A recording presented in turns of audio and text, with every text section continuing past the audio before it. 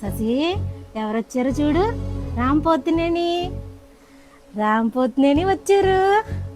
అమెరికాలో షూటింగ్ కదా వచ్చారు. కూల్. ఒకసారి పైన కనిపిస్తున్న వీడియో చూడండి. ఈ వీడియోలో కనిపిస్తున్న పాప పేరు శాలిని. ఈ పాప 2 సంవత్సరాల క్రితం మనలాగే సంతోషంగా స్కూల్కి వెళ్తూ ఆడుకుంటూ పాడుకుంటూ చాలా సంతోషంగా ఉండేది. అయితే సడన్గా తనకి 10th క్లాస్లో ఉన్నప్పుడే పిట్స్లు అయితే వచ్చాయి. సో అలా పిట్స్లు కంటిన్యూస్గా రావటం వల్ల ఆ పిల్ల పరిస్థితి అయితే ఇలా అయిపోయింది.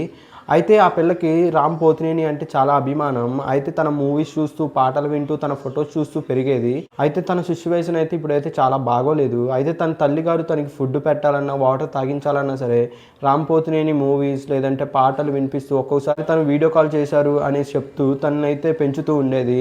తన తల్లి పడుతున్న బాధ అయితే చాలా బాధాకరంగా ఉంది. అయితే ఈ వీడియోని అయితే రామ్ పోతినేని గారికి చేరాలని మనస్ఫూర్తిగా కోరుతున్నా. నాకు కుదిరిన సహాయం అయితే నేను ఈ వీడియో అయితే చేస్తున్నాను. మీరు కూడా ఆ పాప తొందరగా రికవరీ అవ్వాలి అండ్ ఈ వీడియోని రామ్ పోతినేని గారికి చేరాలి, తనకు కూడా కుదిరిన సహాయం చేయాలి అనేసి నేను మనస్ఫూర్తిగా కోరుతున్నా. ఆ పాప కూడా తొందరగా రికవరీ అవ్వాలని మనస్ఫూర్తిగా కోరుతున్నా. Thank you. రామ్ కావాలా నీకు? రామ్ కావాలా? రామ్ కావాలా? రామా రామ్ పోతినేనియా? చెప్పు. రామ్ పోతినేని కావాలి నీకు? ఇప్పుడే పిలిచేయినా? రామ్ సార్ ఎక్కడున్నారు? రండి సార్, శశి ఫీల్ అవుతుంది మీకోసం.